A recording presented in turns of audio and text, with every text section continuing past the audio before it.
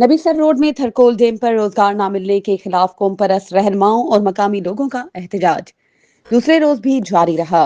इस मौके पर मुजाहिरीन ने नबी सर रोड पर भूख हड़ताली कैंप कायम किया और जोरदार नारेबाजी की।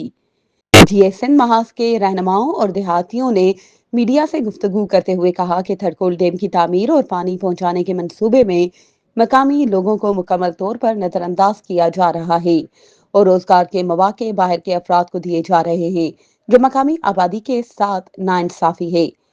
रहनुमाओं का कहना था कि बार बार एहतजाज के बावजूद जिले इंतजामिया ने सिर्फ वादे किए, लेकिन आज तक मकामी लोगों को नौकरियां फराहम नहीं की गई।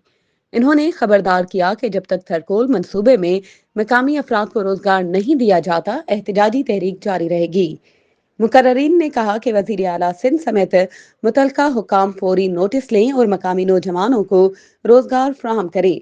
बसूरत दीगर जिदोजहद मरने घड़ी तक जारी रखी जाएगी।